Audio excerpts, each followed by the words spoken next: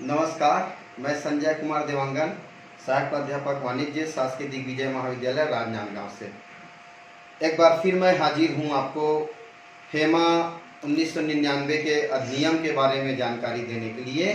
इसके पूर्व इसके पहले वाले वीडियो को आप देखे होंगे, लेक्चर को सुने होंगे, जिसमें मैं जो अधिनियम है उसके संबंध में क्या प्रावधान है, क्या नियम है, इस संबंध में आपको जानकारी दिया था। और आपको ये भी मालूम होगा कि उसमें मैंने 7 पॉइंट का 7 बिंदुओं में आपको अच्छे से जानकारी दिया था। और धारा 9 तक उसमें जो प्रावधान थे वो धारा 9 तक थे। तो धारा 10 जस्ट आज मैं बताने जा रहा हूं, और धारा 10 लागू होता है अधिकृत व्यक्ति से संबंधित। धारा में हम अधिकृत व्यक्ति के बारे में अधिकतर सुनते हैं कि अधिकृत व्यक्ति से लेन देन होना चाहिए, अधिकृत व्यक्ति ऐसा होता है, अधिकृत व्यक्ति वैसा होता है। तो सबसे पहले आपको अधिकृत व्यक्ति के बारे में जानना होगा कि अधिकृत व्यक्ति कौन होता है। जब तक हम अधिकृत व्यक्ति के बारे में जानेंगे नहीं तो अधिकृत व्यक्ति से संबंधित लेन देन कैसे होता है, क्या होता है, इस संबंध में हमको कोई भी जानकारी नहीं मिल पाएगी। तो अधिकृत व्यक्ति एक ऐसा व्यक्ति होता है जो रिजर्व बैंक द्वारा अधिकृत होता है और जिसे विदेशी विनिमय एवं विदेशी प्रतिभूति में व्यवहार करने के लिए अधिकार प्राप्त होता है, उसको हम अधिकृत व्यक्ति कहते हैं। इस संबंध में धारा 10(1) के अंतर्गत या यूं कह सकते हैं, हम धारा 2C के अंतर्गत एक परिभाषा दी गई है। वो परिभाषा कहती है कि अधिकृत व्यक्ति से आशय ऐसे अधिकृत व्यापारी, मुद्रा परिवर्तनकर्ता, रोधिका बैंकिंग इकाई, जिसको हम इंग्लिश में ऑफशोर बैंकिंग यूनिट कहते हैं, अथवा अन्य ऐसे किसी व्यक्ति से है जो धारा 10(1) के अंतर्गत विदेशी विनिमय अथवा विदेशी प्रतिभूतियों में व्यवहार करने के लिए अधिकृत किया गया हो। ये धारा 2C का नियम है, इसको आप याद कर सकते हैं, याद रख लेंगे तो ज़्यादा अच्छा होगा। तो चलिए, ये तो इसकी परिभाषा थी। अब मैं आपको बताता हूँ कि अधिकृत व्यक्ति संबंधी प्रावधान। तो अधिकृत व्यक्ति संबंधी क्या क्या प्रावधान है। धारा 10 लागू होता है और धारा 10 में इससे संबंधित प्रावधानों का जिक्र किया गया है। तो देखते हैं सबसे पहले रिजर्व बैंक द्वारा नियुक्ति। रिजर्व बैंक द्वारा नियुक्ति कहने का मतलब ये है कि इसकी नियुक्ति रिजर्व बैंक द्वारा होती है। जैसे मैंने अभी इसकी परिभाषा में भी बताया कि रिजर्व बैंक द्वारा अधिकृत व्यक्ति होती है। तो रिजर्व बैंक किसी भी व्यक्ति को अधिकृत व्यक्ति होने का अधिकार दे सकते हैं। तो किसी भी ऐसे व्यक्ति को कहने का मतलब कोई भी व्यक्ति को अधिकृत व्यक्ति नहीं बनाया जा सकता। इस संबंध में रिजर्व बैंक जो है वो तमाम जो धाराएं हैं, उनकी व्यक्तिगत जानकारी है, उसके व्यापार से संबंधित जानकारी है, मतलब उस व्यक्ति के बारे में छानबीन करके पूरी जानकारी प्राप्त करके किसी भी व्यक्ति को अधिकृत व्यक्ति बना सकती है। तो रिजर्व बैंक द्वारा नियुक्ति ये बिल्कुल किया जा सकता है। दूसरा है लिखित व शर्तों के अधीन। तो रिजर्व बैंक द्वारा इस संबंध में उसकी नियुक्ति संबंधी जो आदेश है वो लिखित में दिया जाता है और शर्तों के अधीन होता है। मतलब उसमें जो भी उनको लेटर जारी किया जाएगा, पत्र जारी किया जाएगा लिखित में, उसमें नियम व शर्तों की भी जानकारी होगी। मतलब उन नियमों एवं शर्तों के आधार पर ही किसी व्यक्ति को अधिकृत व्यक्ति घोषित किया जा सकता है। तीसरा है अधिकार का खंडन।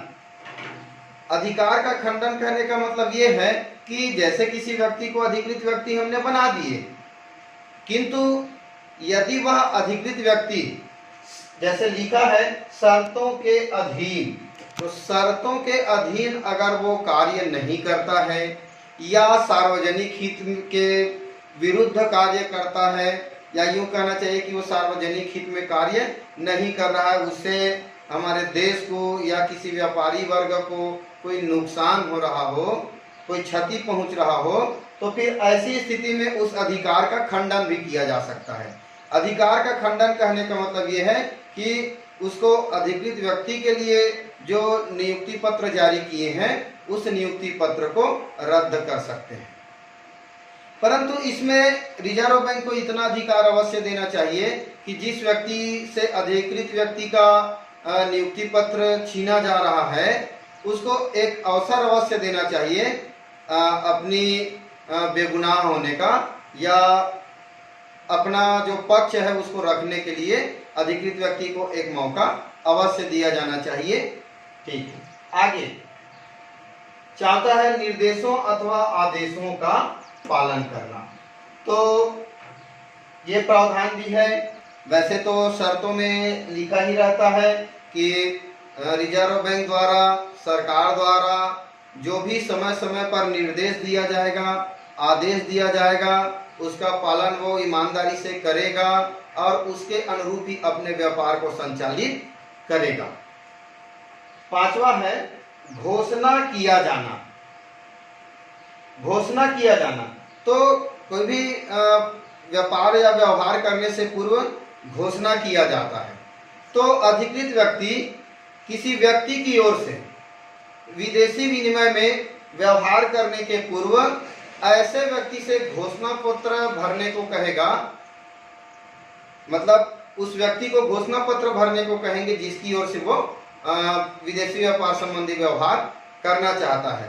तो वो घोषणा पत्र भरवाएगा कि किया जाने वाला जो व्यवहार है इस अधिनियम या अन्य किसी नियमन, नियम, अधिसूचना, निर्देश अथवा आदेश का उल्लंघन तो नहीं है।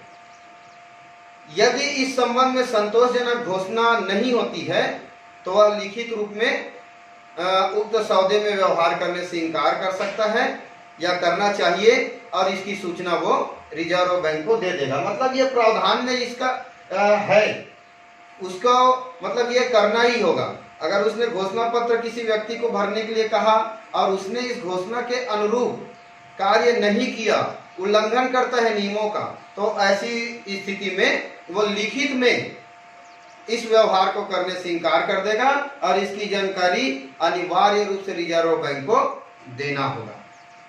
फिर देखते हैं छठवां, विदेशी विनिमय का उपयोग नहीं किए जाने पर। विदेशी विनिमय का उपयोग नहीं किए जाने पर कहने का मतलब यह है कि अधिकृत व्यक्ति के अतिरिक्त अन्य कोई व्यक्ति जिसने घोषणा के अनुरूप विदेशी विनिमय किया हो या विदेशी विनिमय प्राप्त किए हो या क्रय की गई हो और उसका उपयोग नहीं करता है, घोषणा के अनुरूप जरूर कार्य कर रही है, उसने विदेशी विनिमय प्राप्त किए भी हैं या क्रय किए भी होंगे, किंतु वह उसका उपयोग नहीं करता है या अधिकृत व्यक्ति को उसका समर्पण नहीं करता है, तो यह माना जाएगा कि उसने अधिनियम का उल्लंघन किया है और ऐसी दशा में उनके खिलाफ कानूनी कार्यवाही भी किया जा सकता है। अधिकृत व्यक्ति के संबंध में दूसरा प्रावधान है, अधिकृत व्यक्ति को निर्देश निर्गमित करने के रिजर्व बैंक के अधिकार। मतलब समय समय पर रिजर्व बैंक जो है वो अधिकृत व्यक्ति को निर्देश दे सकती है, निर्देश निर्गमित कर सकती है। तो वो क्या दशाएं होगी जब रिजर्व बैंक निर्देश जारी करती है, तो ये देखते हैं। सबसे पहला है विदेशी विनिमय प्रतिभूति के भुगतान करने या ना करने के संबंध में। मतलब कोई अधिकृत व्यक्ति विदेशी विनिमय प्रतिभूति के भुगतान करने में या ना करने के संबंध में कोई चूक करती है, तो उस संबंध में क्या नियम है ये हम देखते हैं, या निर्देश दे सकती है रिजर्व बैंक। तो रिजर्व बैंक इस अधिनियम अथवा अन्य नियमों, नियमनों, अधिसूचनाओं अथवा दिए गए निर्देशों का पालन कराने के उद्देश्य से अधिकृत व्यक्ति को विदेशी विनिमय प्रतिभूति भुगतान करने या ना करने के संबंध में निर्देश दे सकता है। दूसरा है सूचना प्रदान करने के संबंध में। बिल्कुल ऐसे ही रिजर्व बैंक इस अधिनियम अथवा अन्य नियम, नियमों, अधिसूचनाओं या निर्देशों का पालन कराने के उद्देश्य से अधिकृत व्यक्ति को आवश्यक सूचना देने के लिए निर्देश जारी कर सकती है। इसके बाद है तीसरा, उल्लंघन की दशा में। उल्लंघन की दशा में तो रिजर्व बैंक द्वारा अधिकृत व्यक्ति को जो भी निर्देश दिया जाता है या आदेश दिया जाता है, यदि अधिकृत व्यक्ति रिजर्व बैंक द्वारा दिए निर्देशों का उल्लंघन करता है या आदेशित प्रत्यय को फाइल करने में असमर्थ रहता है, तो उनको सुनवाई का अवसर दिया जाता है और सुनवाई का अवसर देने के बाद भी यदि अधिकृत व्यक्ति उल्लंघन करता है या उसको उल्लंघन का दोषी माना जाता है तो 10,000 रुपये तक का आर्थिक दंड उसको देना पड़ सकता है। 10,000 रुपये तक की आर्थिक दंड उसको देना पड़ेगा।